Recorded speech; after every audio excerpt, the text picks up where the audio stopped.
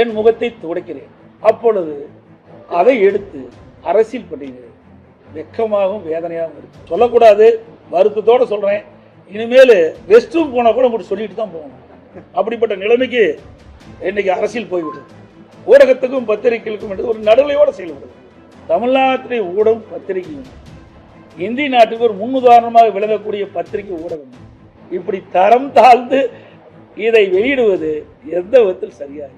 மரியாதைக்குரிய உள்துறை அமைச்சர்கள் இடைவெளியை சந்திக்கின்ற பொழுதும் நானும் என்னுடைய மூத்த கட்சி என்னுடைய காரிலே அரசாங்க காரில் தான் நேரடியாக உள்துறை அமைச்சர் வீட்டுக்கு சென்று அவரை சந்தித்தேன். பிறகு சந்தித்து விட்டு அவர்கள் வெளியிலே சென்று விட்டார்கள். பிறகு நான் ஒரு 10-20 நிமிடம் அவர்களிடையே பேசிவிட்டு பிறகு அவர்கள் பல்வேறு பணி இருந்த காலத்தில் உள்துறை அமைச்சர் அந்த பணியை மேற்கொண்டு விட்டார். நான் வீட்டிலிருந்து வெளியில் ஒரு காரில் என் முகத்தை துடைக்கிறேன். அப்பொழுது அதை எடுத்து அரசியல் பண்ணுகிறேன். வெக்கமாகவும் வேதனையாகவும் இருக்கு. தமிழ்நாட்டிலே ஊடகம் பத்திரிகையும் இந்திய நாட்டுக்கு ஒரு முன்னுதாரணமாக விளங்கக்கூடிய பத்திரிகை ஊடகம் இப்படி தரம் தாழ்ந்து இதை வெளியிடுவது எந்த விதத்தில் சரியாக? சிந்தித்து பாருங்கள். ஆக இதையெல்லாம் உங்களுக்கு பரபரப்பான செய்தி கிடைக்கவில்லை என்ற அடிப்படையில் இந்த செய்தி வெளியிடுவது எப்படி ஏற்படும்? சிந்திங்க. முகத்தை துடைக்கிறேன். இதில் என்ன அரசியல் இருக்கின்றது? நான் வீட்டுக்கு செல்கின்ற பொழுது, மாண்புமிகு உள்துறை அமைச்சர் வீட்டுக்கு செல்கின்ற பொழுது அரசாங்கத்துக்காக தான் சென்று எல்லா ஊடகத்திலையும் பத்திரிக்கையும் செய்தி வந்தது. வெளியிலே வருகின்ற பொழுது எனது முகத்தை துடைக்கின்ற பொழுது ஒரு வீடியோ எடுத்து ஒரு சில ஊடகங்கள் வேண்டுமென்ற திட்டமிட்டு ஊடகத்தில் எடுத்து பத்திரிகையிலையும் ஊடகத்திலும் வெளியிடுவது எந்த விதத்தில் சரியாக இருக்கும்? சிந்திச்சு பாருங்க. இது உண்மையிலே வருத்தத்துக்குரிய ஊடகத்துக்கும் பத்திரிகைகளுக்கும் என்று ஒரு நடுநிலையோடு செயல்படுது. ஒரு தலைவரை வேண்டுமென்று ஒரு கட்சியுடைய பொதுச் செயலாளரை திட்டமிட்டு இதை அவதூறாக செய்தி வெளியிடுறது சரியில்லை என்பதை மட்டும் நீங்கள் உணர வேண்டும். இன்றைக்கு பத்திரிகையும் ஊடகமும் நாட்டு மக்களுக்கு செய்தியை கொண்டு சேர்க்கக்கூடியவர். இன்னும் சொல்ல போனா, நான் சொல்லக்கூடாது, வருத்தத்தோடு சொல்றேன். இனிமேல் ரெஸ்ட் ரூம் போனா கூட உங்களுக்கு சொல்லிட்டு தான் போகணும். அப்படிப்பட்ட நிலைமைக்கு இன்னைக்கு அரசியல் போய்விட்டது. இனிமேல் நான் பொதுச் செயலாளர் ரெஸ்ட் ரூம் போனா பத்திரிகையில் உடனே இந்த ரெஸ்ட் ரூம் போறேன்னு சொல்லிட்டு போக வேண்டிய நிலைமைக்கு இன்றைக்கு ஒரு சூழ்நிலை ஏற்பட்டுள்ளது. அச்சத்தின் அடிப்படையில் சொல்றேன். இதுல என்ன இருக்குது? இது ஏன் இவ்வளவு பெருசு பண்ணி இதை முதலமைச்சர் இதில் பேசுறார், எங்க கூட்டத்தில் பேசுறார், கரூர் கூட்டத்தில் பேசுறார். எடப்பாடி பழனிசாமி முகத்தை மறைத்து கொண்டு வெளியிலே செல்வதற்கு என்ன காரணம்? நான் தான் பகிரங்கமாக உள்ள போனேன்ல. செய்தியை வெளியிட்டு விட்டு மாண்புமிகு உள்துறை அமைச்சரை இந்த நேரத்தில் இந்த தேதியில் போய் பார்க்கிறேன் என்று செய்தி வெளியிட்டு எல்லா ஊடகத்திலையும் அந்த காட்சி வந்தது. நான் காரில் போற காட்சி வந்தது. சொல்லிட்டு தானே போனேன். ஒரு முதலமைச்சர் எதை பேசுவது என்று தெரியாம பேசுகின்ற முதலமைச்சர். அதனாலதான் பொம்மை முதலமைச்சர் சொல்லிட்டு இருக்கிறார். எதை பேசணும்ல, எதையும் பேச முடியாது. சரக்கு இல்ல. எங்கள் மீது எந்த குற்றச்சாட்டும் சொல்வதற்கு அவரிடத்திலே எந்த ஒரு ஆதாரமும் இல்லை. நாங்க அப்படி நடக்கவும் இல்லை. எங்களுடைய ஆட்சியில் சிறப்பான ஆட்சி கொடுத்தார். அதனால அந்த ஆட்சியில் எந்த குற்றம் குறையும் கண்டுபிடிக்க முடியல. அதுமா அதை விட்டு இப்படி சிறுபிள்ளைத்தனமாக இப்படிப்பட்ட இந்த காட்சியை வைத்துக் கொண்டு பேசுவது ஒரு முதலமைச்சருக்கு அழகல்ல. அது மட்டும் இல்ல, அதே கரூர்ல 30 விழா நடந்த பொதுக்கூட்டில் அவர் கலந்துக்கிறார். அங்க என்ன பேசுறாரு? திரு செந்தில் பாலாஜி அவர்கள் ரோடு போட்டா ரோடு போட்டுருங்கிறார். இப்போ அதே செந்தில் பாலாஜி அதே கரூர்ல எப்படி பேசினார் என்பதை நாட்டு மக்கள் பத்திரிகையின் வாயிலாக ஊடகத்தின் வாயிலாக தெரிந்து கொள்ள வேண்டும். சசிகலாவுக்கு நெருக்கமாக, அதை விட இளவரசுக்கு மிக மிக நெருக்கமாக இருந்தவர் செந்தில் பாலாஜி. அந்த செந்தில் பாலாஜி அமைச்சரவை 15 முறை ஏற்கனவே மாத்தி அமைச்சாங்க. அப்பெல்லாம் அவரை மாத்தல. சீனியர் அமைச்சர் எல்லாம் மாத்தினாங்க. ஆனா இந்த ஜூனியர் அமைச்சரை மாத்திரம் மாத்தல. இடையில அந்த அம்மா ஜெயிலுக்கு போனப்போ யார முதலமைச்சராக தேர்ந்தெடுக்கலாம்னு சொல்றப்போ அந்த பட்டியலில் இவர் இருந்தாருங்க. இவர் கெட்ட கேடு செந்தில் பாலாஜி பேர் இருந்துச்சுங்க. அப்போ இதான் வேண்டிய. ஆக இன்னைக்கு பாத்தீங்கன்னா அவரு மட்டும் இல்ல, ஒட்டுமொத்தமாக பாலாஜியினுடைய தம்பி இந்த கரூர் மாவட்டத்தை தன்னுடைய கட்டுப்பாட்டில் வச்சிருக்கிறாரு. கட்டுப்பாடுனா கொள்ளையடிக்கிறதுல, ஊழல் செய்யறதுல லஞ்சம் வாங்குறதுல அந்த கட்டுப்பாட்டுல வச்சிருக்கிறார். ஆள் கடத்தல், நில அபகரிப்பு புகார்கள் எல்லாம் இன்னைக்கு நீதிமன்றத்தில் இருக்கு.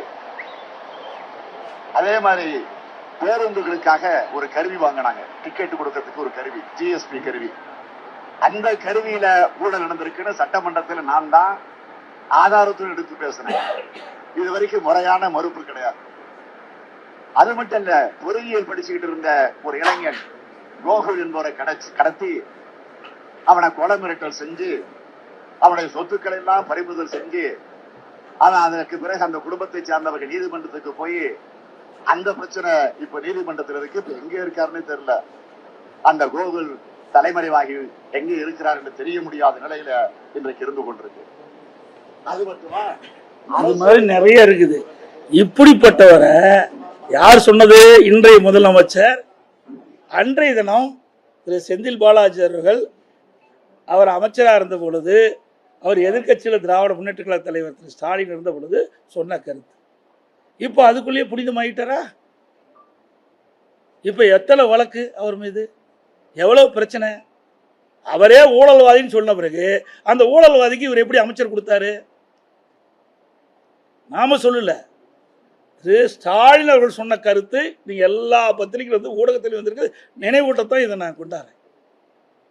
ஒரு முதலமைச்சர் அவரே எதிர்கட்சியில் இருக்கும்போது ஊழல்வாதி என்று சொன்னவரை இவர் எப்படி அமைச்சரவையில் அமைச்சராக கொடுத்து சிறந்த இலாக்கா கொடுத்துருக்கார், பெரிய இலாக்கா கொடுத்தார்.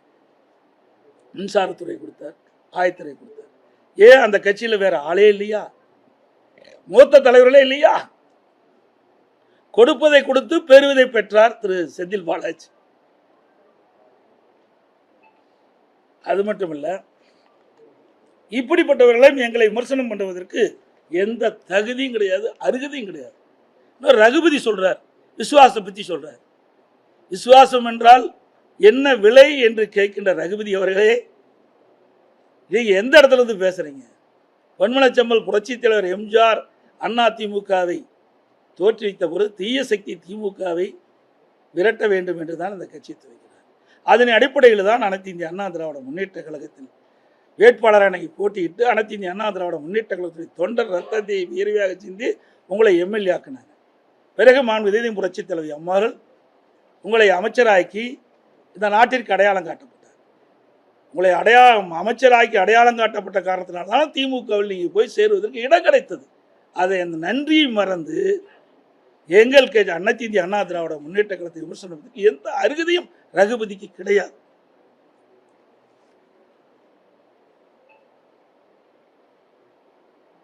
அதே போல இன்றைய தினம் பேசுகிறார் முதலமைச்சர் ஸ்டாலின். ஏதோ நான் வந்து முகத்தை மறைச்சிட்டு வந்த மாதிரி பேசுகிறேன். முகத்தை மறைக்க வேண்டிய அவசியம் எனக்கு எள்முனையளவும் இல்லை. முகத்தை துடைத்தே நீங்கள் பத்திரிகையில் அதை சரியான முறையில் எடுத்து காண்பிக்கிற விதமாக காண்பித்து விட்டீர்கள். அது ஒரு விருப்பான செய்தியை உங்கள் பத்திரிகை வேண்டும் என்று எடுத்ததாக தான் நான் பார்க்கின்றேன். இதே ஸ்டாலின் அவர்கள் நான் பெரும்பான்மையை நிரூபிக்கின்ற பொழுது சட்டை கிழித்து கொண்டு வெளியிலே வந்து ஆர்ப்பாட்டம் நடத்தினார். உங்களுக்கு நன்றாக தெரியும். யார் சட்டை கிழித்து கொண்டு வருவார்கள்? மணலை பாதிக்கப்பட்டவர் தான் சட்டை கிழிச்சிட்டார்கள். அப்படிப்பட்ட நிலையில் வந்தவர் என்னை பற்றி பேசுவதற்கு எந்த விதம் தார்மீகம் கிடையாது. அதோட பத்திரிகையாளர்களை ஊடக நண்பரையும் நான் கேட்டுக்கொண்டேன். எல்லாம் அண்ணா திமுகவில் நான் இரும்புனா விவாதம் மேடை, தும்புனா விவாதம் மேடை, அது ஒரு ஆர்கியூமெண்ட் வச்சு பேசிட்டு இருக்கிறீங்க. ஆளுங்கட்சியா இருக்கு போல, முதலமைச்சா இருக்கு போது தான் பேசுறீங்க. எனக்கு எதிர்கட்சியா இருக்கு. சும்மா 8 ஆண்டு காலம் என்னை பற்றியே இந்த ஊடகத்திலையும் பத்திரிகைகளும் நீங்கள் விவாத மேடையில் வச்சும் பத்திரிகைகளையும் ஒளிபரப்பையும் பண்ணிட்டு இருக்கிறீங்க. அதுக்கு நான் நன்றி தெரிவிச்சுக்கிறேன். ஏன்னா எல்லாத்துக்கும் என்னை அடையாளம் காட்டிட்டு பரவாயில்ல, நன்றி. ஆனால் எவ்வளவு பெரிய பிரச்சனை நடந்திருக்கு. கிட்னி முறைகேடு நடந்திருக்கு. வறுமையை மையமாக பண்ணினோம், மையமாக வைத்து வறுமையை மையமாக வைத்து கிட்னியை முறைகேடாக திருடப்பட்டதாக செய்திகள் வெளிவந்து பத்திரிகை ஊடகத்தில் வெளிவந்து இந்த அரசாங்கமே அது ஒரு குழு அமைத்து அதை சோதனை நடத்தி நடந்தது உண்மை என்று வெளியிட்டிருக்காங்க. அது யார் நடந்தது? திமுக சட்டமன்ற உறுப்பினருடைய மருத்துவமனையில் நடந்ததாகத்தான் இந்த பத்திரிகையிலையும் ஊடகத்திலையும் வந்திருக்குது. அதில் அந்த உறுப்பு மாற்று அறுவை சிகிச்சை செய்கிறத அனுமதி மட்டும் ரத்து பண்ணிடுறாங்க. அதற்கு மேல் முறைகேடு நடந்ததற்கு எந்த நடவடிக்கை எடுக்கப்படவில்லை. ஆளுங்கட்சியை சேர்ந்த சட்டமன்ற உறுப்பினர் மருத்துவமனை என்ற ஒரே காரணத்திற்காக திராவிட முன்னேற்ற கழக அரசு, ஸ்டாலின் மாநில அரசு அந்த நிறுவனத்தின் மீது, அந்த மருத்துவமனை எந்தவித நடவடிக்கை எடுக்கவில்லை. அவர்கள் மீது நடவடிக்கை எடுக்கவில்லை. இது எவ்வளவு பெரிய மோசடி! அதே போல நாமக்கல் மாவட்டம் பள்ளி விளையத்தில் பத்திரிகையில் ஊடகத்தில் வந்த செய்தி, ஒரு பெண்மணி தன் வறுமையின் காரணமாக தன்னுடைய கெட்டிய சில பேர் ஆசை காட்டி பணத்தை ஆசை காட்டி அப்படி வறுமை மையமாக வைத்து அவர்கள் அதை கிட்னியை எடுக்க முயற்சிக்கின்ற பொழுது கிட்னிக்கு பதிலாக கல்லீரல் எடுத்திருக்கிறார். அதையும் அந்த பெண்மணி ஊடகத்தின் வாயிலாக பத்திரிகை வெளிப்படுத்தினாங்க. ஏதேதுக்கோ வழக்கு போடுகின்ற இந்த அரசாங்கம் இது ஏன் வழக்கு பதிவு செய்து உரிய நடவடிக்கை எடுக்கல? இது எவ்வளவு பெரிய நாட்டிற்கு ஒரு கேடு! இதெல்லாம் சாதாரண விஷயமாக எடுத்துக்கொள்ள முடியாது.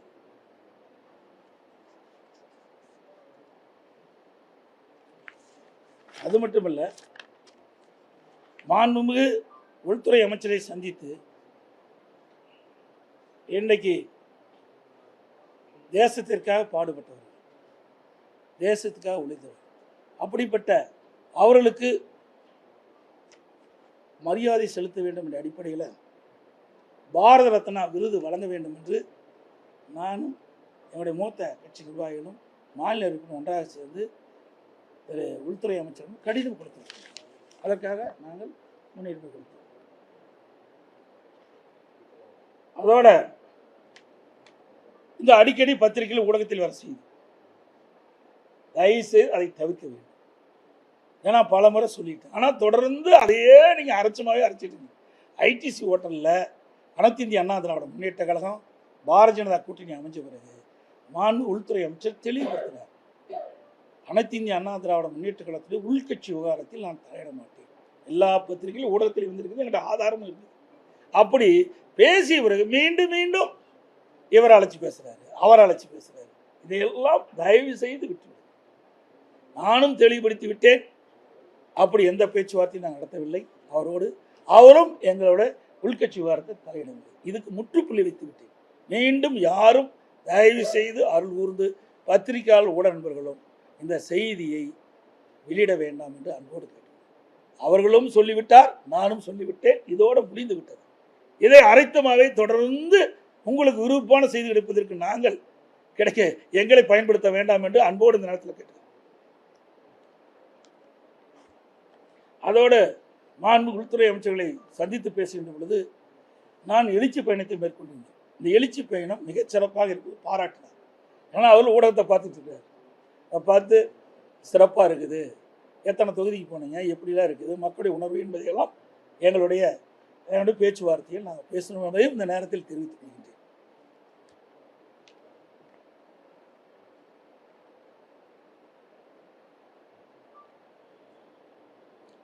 இன்னொன்று, அண்மை காலமாக வேண்டுமென்றே திட்டமிட்டு கட்சி கட்டுப்பாடை மீறி சில பேர் செயல்படுகிறார்கள். மாண்பு அம்மா காலத்திலும் சரி, அம்மா மறைவுக்கு பிறகும் சரி, யாரும் கட்சி கட்டுப்பாட்டை மீறினால் தலைமை அவர்கள் மீது ஒழுங்கு நடவடிக்கை எடுக்கப்படும். அதன் பேரில் தான் நாங்கள் சில நடவடிக்கையை நாங்கள் எடுத்திருக்கிறோம். எதையும் இந்த பத்திரிகையிலே சொல்லிடுறேன்.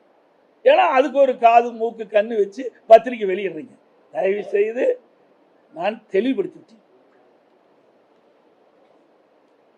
அதே போல திரு டிடி அவர்கள் என்னை பற்றி சில கருத்து தெரிவித்தார். மாண்பு உள்துறை அமைச்சர் அவர்கள் ஐடிசி ஹோட்டலில் தெளிவாக சொல்லிட்டார், உட்கட்சி விவகாரத்தில் நான் தலையிட மாட்டேன்னு சொல்லிட்டார். அதிமுக என்டிஏ கூட்டணி அமைக்கப்பட்டது சொல்லிட்டார். அதுக்கு பிறகு ஒரு வாரம் கழித்து இந்த பத்திரிகையாளர் சந்திப்பை திரு டிடி அவர்கள் சந்தித்து பேசுகின்ற பொழுது, நாங்கள் அதிமுக கூட்டணி இல்லை, ஆனால் என்டிஏ கூட்டணி இருக்கிறோம், ஆனால் என்டிஏ எடுக்கின்ற முடிவுக்கு நாங்கள் தொடர்ந்து செல்வோம் என்று சொன்னார். என்டிஏ எடுக்கின்ற அந்த கூட்டணியில் தான் திரு டிடி அவர்கள் இடம்பெற்றிருக்காரு. அந்த கூட்டணியில் அவர்கள் எடுக்கின்ற முடிவுக்கு நாங்கள் சம்மதிப்போம் என்ற ஒரு கருத்தை உங்கள் டிவியிலையும் பத்திரிகையிலும் செய்தி வெளியிட்டார். ஆனால் அண்மையில் என்ன நினைத்தாரோ தெரியல, என் மீது சில குற்றச்சாட்டை சொல்லிட்டு இருக்கார். நேற்றைய தினம் முகமூடி அணிஞ்சிக்கிட்டு போனாருங்கிறார். இது எந்த விதத்தில் சரியாக இருக்கும்? நீங்கள் பார்த்தீங்கன்னா நான் முகமூடி முடிச்சுட்டுலாம் போகல, அவர் தான் முகமூடி எழுதி அண்ணா திமுக முடிஞ்சார். இது 19/12/2011 19/12/2011 குறிச்சிங்க. 19/12 அப்போது மாண்புமிகு புரட்சித் தலைவர் அம்மா அவர்கள் திரு டிடிவி தினகரன் அவர்கள் அடிப்படை உறுப்பு நீக்கப்பட்டு விட்டார். இது அம்மாவுடைய கையெழுத்து. உங்களுக்கு வேணா பார்த்துங்க. 10 ஆண்டு காலம் கட்சியிலே கிடையாது. மாண்பு அம்மா அவர்கள் மறைந்த பிறகு, இறந்த பிறகு, அப்பொழுதுதான் அந்த இறுதிச்சடங்கு வர. அது வரைக்கும் அம்மா அவர்கள் இருக்கின்ற வரை அவர் சென்னை பக்கமே வரல. அவர் என்னை பற்றி பேசுறார். இது தேவையில்லை. அவர் எந்த உள்நோக்கத்தோட பேசுறா எனக்கு புரியல. ஏன்னா தேசிய தலைவராக இருக்கின்ற ஐயா பசும்பொன் முத்துராமலிங்க தேவர் அவர்களுக்கு பாரத ரத்னா இந்திய நாட்டுடைய உயர்ந்த விருது பாரத ரத்னா கொடுக்க வேண்டும் என்று அறிவிப்பு கொடுத்த பிறகுதான் இப்படிப்பட்ட கருத்தை சொல்லிட்டு இருக்கார். அதுக்கு முந்தியெல்லாம் இப்படிப்பட்ட கருத்தை சொல்லலை. இது என்ன உள்நோக்கத்தோடு பேசுறான்னு எனக்கு புரியல.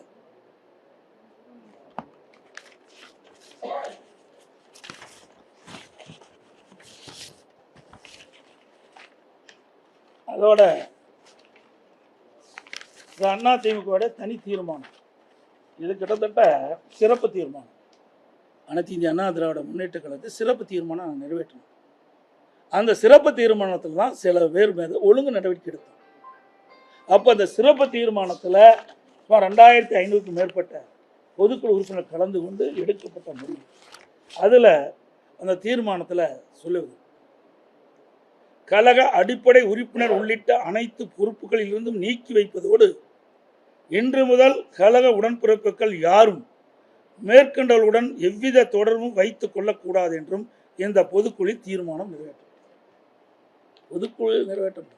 எதையும் மீறி, கட்சி கட்டுப்பாட்டையும் மீறி அவர்கள் செயல்பட்டால் வேறு வழி இல்லை, தவிர்க்க முடியாத சூழ்நிலையில் தலைமை கழகம் சில வேறு ஒழுங்கு நடவடிக்கை எடுக்க சூழ்நிலைக்கு தள்ளப்பட்டதுமே தெரிஞ்சு.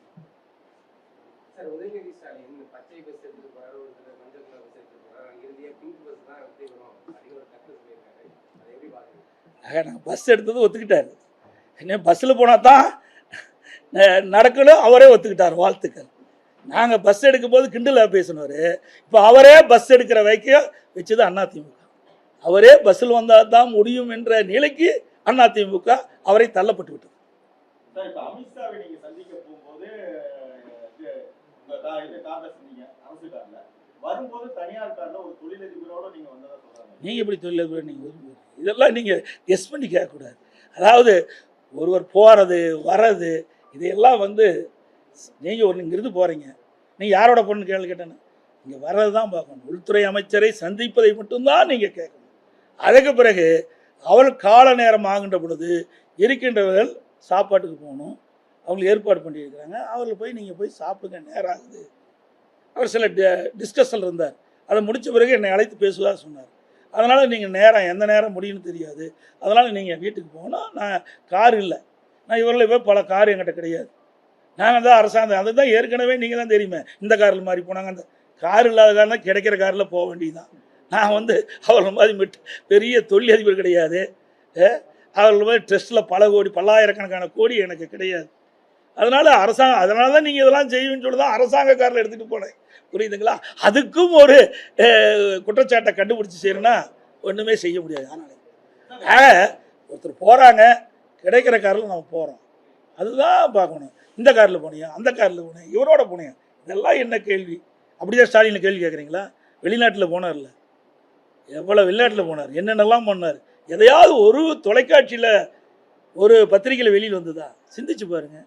ஒரு விவசாயி ஒரு கட்சிக்கு பொதுச் செயலாளரோ ஒரு நாட்டுக்கு முதலமைச்சரோ வந்தால் எவ்வளோ இன்னல்களை பிரச்சனையை சந்திப்போம் என்பதுக்கு நானே உதாரணம்.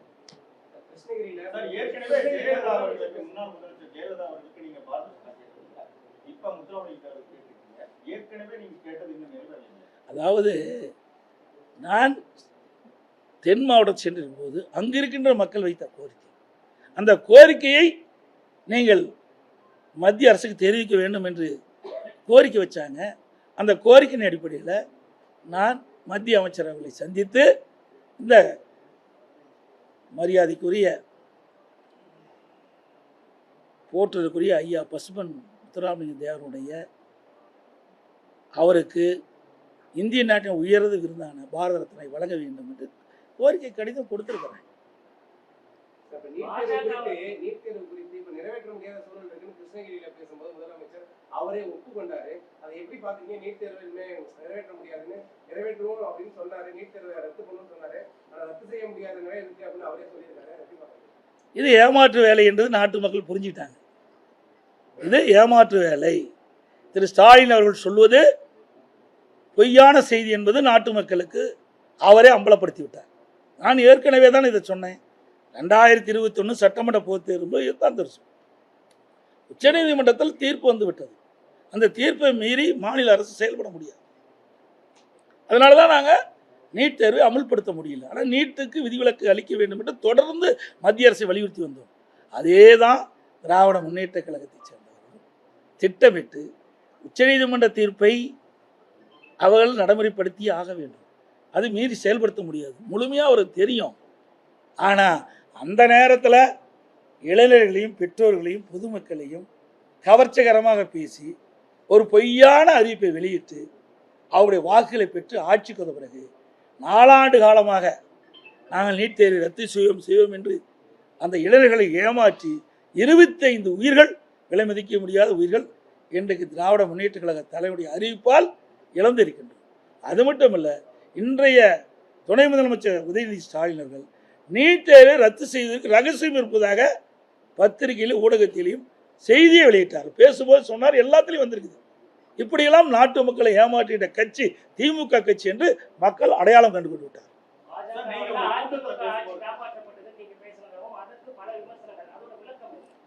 ஏங்க, நான் ஆட்சி பொறுப்பேற்போது உங்கள் ஊடகம் கூட தானே பேசுனீங்க. எல்லாரும் சேர்ந்து தானே என்னைய எவ்வளோ பண்ணீங்க. ஒரு சாதாரண விவசாயிக்கு ஒருத்தர் சப்போர்ட்டே பண்ணலையே. 3 மாதத்தில் இருக்கு, 4 மாதத்தில், 6 மாதத்தில் ஆட்சி இழந்துருவார் அப்படின்னு எல்லா எதிர்கட்சியும் சொல்லும்போது இந்த ஊடகமும் அதுதானே பிரதிபலிச்சிங்க. ஒரு விவசாயி வந்திருக்கார், பரவாயில்ல, நல்ல ஆட்சி புரிவார்னு ஒருத்தராவது சப்போர்ட் பண்ணீங்களா? இல்லையே. எங்களுடைய திறமை, எங்களுடைய சட்டமன்ற உறுப்பினர் முழுமையாக எங்களுக்கு ஆதரவு கொடுத்தாங்க, மூத்தரெல்லாம் கொடுத்தாங்க. மத்திய அரசு கேட்கின்ற திட்டத்துக்கு அனுமதி கொடுத்தாங்க, கேட்கின்ற நிதியை கொடுத்தாங்க. யாரெல்லாம் எங்களை பற்றி விமர்சனம் பண்ணார்களோ அவர்களெல்லாம் எதிரிகளாம் மூக்கு மேல் விரல் வைத்து பாராட்டுகின்ற அளவுக்கு நிறைய திட்டங்களை கொண்டு வந்து நிறைவேற்றி நாட்டு மக்களின் நன்மதிப்பை பெற்றோம். அதனால தான் சொன்னேன், 4 ஆண்டு காலமாக சிறப்பான ஆட்சி நடப்பதற்கு இன்றைக்கு மத்திய அரசு பல்வேறு வழிகளில் உதவி செய்யப்பட்டது. அந்த அடிப்படையில் தான் அந்த கருத்து சொன்னேன்.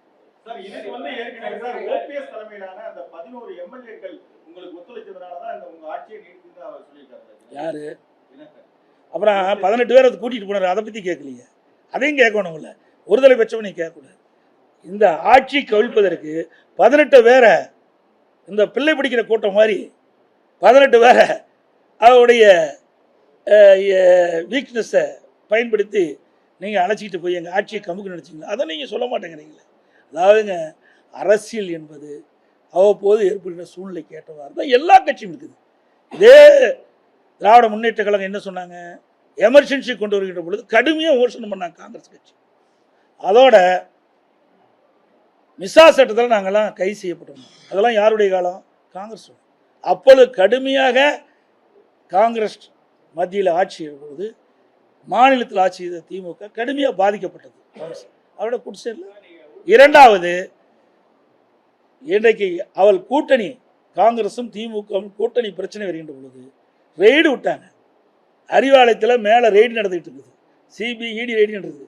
கீழே மிரட்டி அவருடைய ஒப்பந்தத்தில், கூட்டணி ஒப்பந்தத்தில் கையெழுத்து வாங்கினாங்க. நாங்களாம் அப்படி இல்லைங்க, நான் தான் தெளிவாக சொல்லிட்டேன். அதாவது அரசியல் சூழ்நிலைக்கு தகுந்த மாதிரி எல்லா கட்சிகளுமே கூட்டணி அமைக்கிட்டது. இல்லாது இன்றைக்கு இல்லை, எல்லாது இந்தியா முழுவதும் அப்படித்தான் இருக்குது, தமிழ்நாடு மட்டும். அந்த அடிப்படையில் அனைத்து இந்திய அண்ணா திராவிட முன்னேற்ற கழகத்தை பொறுத்த வரைக்கும் வெற்றி பெற்று ஆட்சி அமைக்க வேண்டும். அது எல்லா கட்சிக்கும் இருக்கின்றது. அதன் அடிப்படையில் தான் திமுக செயல்படுது, அண்ணா திமுக செயல்படுது. அதாங்க நான் சொல்லிட்டேனே, நாங்கள் கொடுத்துருக்குறோம். அதெல்லாம் ஏற்கனவே சொல்லிட்டு தான் இருக்கணும். ஆனால் அந்த கொடுக்கிற நிலையில் மத்திய அரசாங்கம் அதை பரிசீலிப்பு தான் சொல்லிக்கிறாங்க.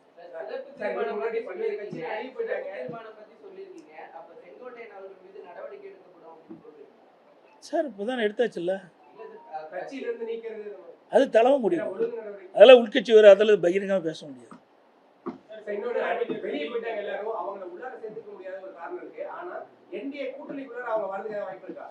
இதெல்லாம் உட்கட்சியில் பேச வேண்டியது, இதெல்லாம் இது மாதிரி பகிரங்கமாக பேசலாம் முடியாது. அதான் இல்லைன்னு நான் சொல்லிட்டேனே, நான் தான் தெளிவாக சொல்லியாச்சு, அவரும் தெளிவாக சொல்லிவிட்டார். மீண்டும் மீண்டும் இதே கேள்வி ஏன் கேட்டுட்டு இருக்கீங்க? அரைச்சமாவே அரைக்கக்கூடாது என்று இப்போ தான் நான் சொன்னேன். சொல்லி நாங்கள் தெளிவாக சொல்லியாச்சு சார். நாங்கள் தான் நீங்கள் சந்திக்கிறது இதுதான் பேசணும். எப்படி உங்களுக்கு தெரியும்? நீங்களா ஒரு கற்பனை கேட்குறீங்க, யாரோ சொல்லிக் கொடுக்குறது வந்து இங்கே வந்து பேசுகிறீங்க. இது வேண்டாம்.